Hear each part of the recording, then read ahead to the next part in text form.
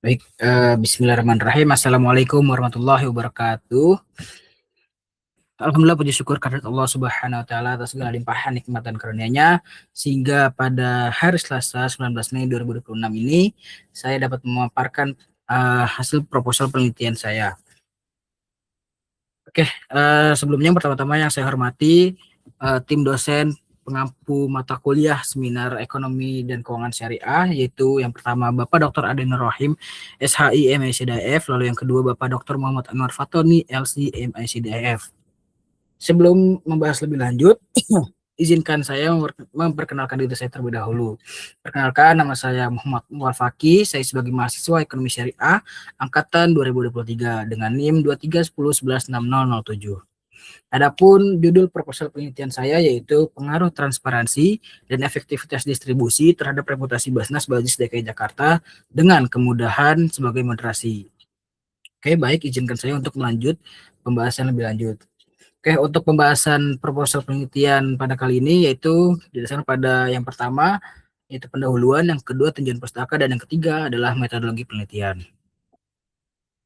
Oke, masuk ke bab yang pertama yaitu pendahuluan, di mana judul yang saya angkat pada proposal penelitian ini didasarkan pada latar belakang masalah, di mana reputasi lembaga, khususnya pada lembaga pengelola zakat ataupun organisasi pengelola zakat, itu menjadi salah satu faktor penting ataupun faktor kunci dalam meningkatkan kepercayaan masyarakat dan juga dapat meningkatkan partisipasi masyarakat dalam menyalurkan dana zakat, infak, sedekah terhadap kepada lembaga terkait.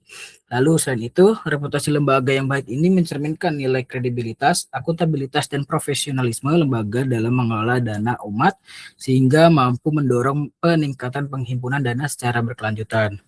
Lalu yang berikutnya, dalam beberapa tahun terakhir, lembaga Basnas ini secara umum mendapatkan tantangan di mana dalam beberapa tahun terakhir ini terdapat kasus penyelewengan dana najis di beberapa lembaga Basnas, yaitu seperti Basnas Tanjab Tim, Basnas Jawa Barat, dan juga Nrekang, di mana dengan adanya kasus-kasus tersebut menjadi salah satu tantangan utama bagi lembaga Basnas secara umum ataupun khususnya bagi lembaga Basnas Bajis DKI Jakarta. Nah, untuk melihat seberapa baik ataupun bagus dari reputasi lembaga Basnas Bajis DKI Jakarta ini, sini telah dilampirkan data dari pengumpulan dana ZIS, di mana data hasil pengumpulan dana ZIS dari tahun 2020 hingga 2024 ini mengalami peningkatan. Namun di beberapa tahun itu tingkat pertumbuhannya itu cenderung menurun, seperti pada tahun 2022 hingga 2023, yaitu hingga sebesar 15%. Nah, dengan adanya fenomena ini mengindikasikan bahwa meskipun reputasi lembaga relatif baik, masih terdapat tantangan dalam menjaga konsistensi persepsi positif masyarakat terhadap lembaga. Nah, dalam konteks ini, transparansi dan efektivitas distribusi serta didorong adanya kemudahan diasumsikan menjadi faktor penting yang memengaruhi persepsi masyarakat dalam meningkatkan reputasi lembaga. Oke, yang berikutnya ada pun research gap, di mana dengan adanya beberapa hasil penelitian sebelumnya, penelitian ini untuk mengisi kesenjangan penelitian sebelumnya, yang dimana penelitian sebelumnya itu relatif besar membahas langsung pengaruhnya itu terhadap kepercayaan muzaki ataupun minat muzaki membayar zakat terhadap Basnas, lembaga Basnas. Lalu yang kedua, masih adanya hasil yang kurang konsisten ataupun inkonsistensi dari hasil pengaruh transparansi terhadap kepercayaan muzaki terhadap lembaga Basnas terkait. Di mana seperti yang kita ketahui bahwa kepercayaan ini tuh secara tidak langsung juga memengaruhi reputasi lembaga. Lalu yang ketiga, masih relatif dikit yang membahas variabel efektivitas distribusi ini terhadap reputasi lembaga. Lalu yang keempat, masih relatif dikit ataupun jarang yang membahas variabel kemudahan ini sebagai moderasi, lalu dikolaborasikan dengan pengaruhnya terhadap reputasi lembaga. Nah, penelitian ini juga mengulas kebaruan dengan menambahkan variabel baru yaitu efektivitas distribusi dan dikolaborasikan dengan reputasi serta kemudahan yang dijadikan variabel moderasi untuk memberikan efek berupa penguat atau pelemah dari pengaruh secara parsial pada variabel transparansi dan efektivitas distribusi terhadap reputasi lembaga. Oke, yang berikutnya dengan adanya latar belakang tersebut dan juga adanya kesenjangan penelitian dan juga adanya novelty pada penelitian ini, ada rumusan masalah yaitu terdapat 4. Yang pertama, apakah transparansi berpengaruh terhadap reputasi lembaga Basnas Basis DKI Jakarta? Lalu yang kedua, apakah efektivitas distribusi berpengaruh terhadap reputasi lembaga Basnas Basis DKI Jakarta? Lalu yang ketiga, apakah kemudahan memperkuat atau memperlemah hubungan antara transparansi dengan reputasi lembaga Basnas DKI Jakarta? Lalu yang keempat, apakah kemudahan memperkuat atau memperlemah hubungan antara efektivitas distribusi dengan reputasi lembaga Basnas Basis DKI Jakarta? Nah, adapun tujuan penelitian ini itu untuk menganalisis pengaruh transparansi dan efektivitas distribusi terhadap reputasi lembaga Basnas Basis DKI Jakarta dengan kemudahan sebagai variabel moderasi. Dan adapun manfaat penelitian ini itu bukan hanya untuk akademis saja, tapi diharapkan penelitian ini menjadi bahan evaluasi bagi lembaga Basnas dan pengelola JIS dalam meningkatkan transparansi, efektivitas pengelolaan dana, serta kemudahan layanan dan akses informasi guna meningkatkan kepercayaan dan reputasi lembaga di masyarakat.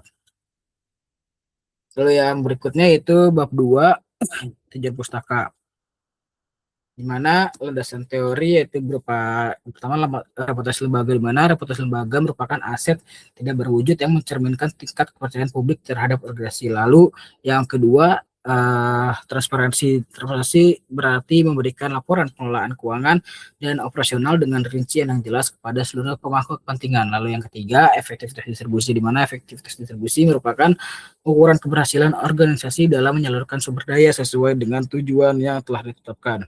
Lalu yang keempat adalah kemudahan. Kemudahan ini sebagai menurut Davi ini sebagai teknologi komputer yang sangat mudah untuk dapat dipahami dan digunakan. Lalu yang berikutnya ada pun penelitian terdahulu, itu di sini ada Seri et al. Tahun 2025, ada yang berikutnya ada Wardani dan Fakronisa tahun 2022, lalu yang ketiga ada Zat Zuli dan Safawati tahun 2020. Nah, kesimpulannya dari hasil penelitian terdahulu ini memiliki relevansi dengan penelitian saya, di mana membahas langsung terhadap peningkatan reputasi lembaga Basnas ataupun organisasi pengelola zakat. Nah, dengan adanya relevansi dari penelitian terdahulu, maka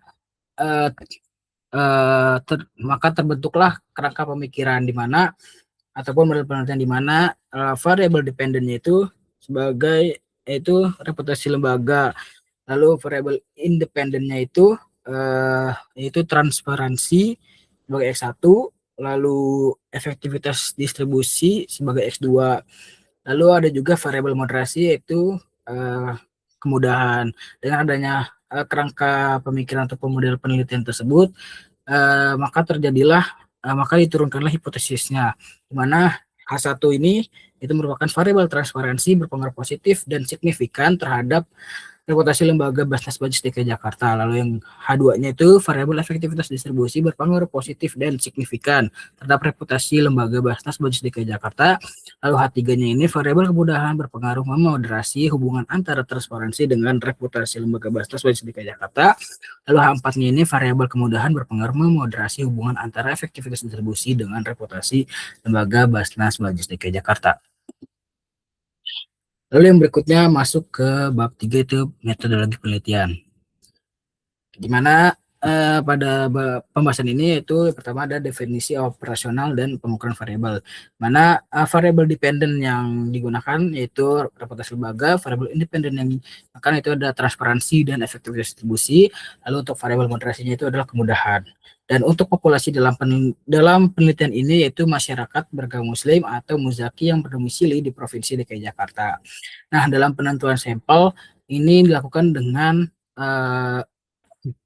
purposive sampling. Jadi sampel ini diambil dengan kriteria tertentu. yaitu responden dalam penelitian ini merupakan muslim atau muzaki yang berdomisili di DKI Jakarta berusia 18 sampai 45 tahun dari kalangan generasi Z dan milenial serta pernah mengakses layanan maupun informasi bahasa belajar DKI Jakarta. Selain itu, responden juga pernah menyalurkan dana zakat, infak atau sedekah melalui lembaga tersebut, melalui lembaga bahasa belajar DKI Jakarta minimal 1 kali dalam setahun, dan responden mengetahui layanan terkait transparansi laporan keuangan serta pendistribusian dana JIS yang tepat sasaran. Lalu yang berikutnya, teknik pengumpulan data pada penelitian ini, yang pertama jenis datanya itu adalah data kuantitatif. Nah, data kuantitatif ini bersumber dari data primer, di mana data primer pada penelitian ini diperoleh melalui hasil pengisian kuesioner. Nah, kuesioner ini dikumpulkan dengan menggunakan Google Form, itu dengan penilaian atau bobot penilaian skala lingkar tempat. Oke, yang berikutnya di sini ada analisis data pada penelitian ini, di mana metode partial least square atau PLS dibantu menggunakan Smart PLS untuk menganalisis penelitian ini. Nah, adapun analisis data dilakukan dengan 2 model pengukuran, di mana yang pertama ada outer model. Outer model itu menjelaskan bagaimana indikator berhubungan dengan variabel laten. Dalam model pengukuran yang pertama ini itu terdapat uji validitas konvergen, uji validitas diskriminan, dan juga uji reabilitas. Lalu yang berikutnya model pengukuran itu dalam inner model, di mana inner model ini memastikan bahwa hubungan antar variabel laten dalam model konstruk bersifat signifikan dan relevan. Nah, dalam model pengukuran inner model ini terdapat beberapa analisis, yaitu ada R square, Q square, R square, model fit, dan juga estimate for paired coefficient. Lalu yang berikutnya, analisis data itu dengan melakukan pengujian hipotesis. Lalu selain pengujian hipotesis juga melihat dari hasil pengaruh, yaitu variabel moderasi dengan melihat dari direct effect.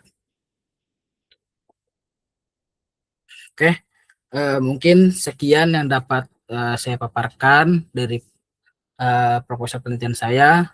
Apabila ada kekurangan, salah kata, mohon dimaafkan. Lalu apabila teman-teman ataupun dosen ingin memberikan masukan, mohon disampaikan. Lalu juga saya mengucapkan banyak-banyak terima kasih kepada teman-teman dan juga dosen yang telah menyaksikan hingga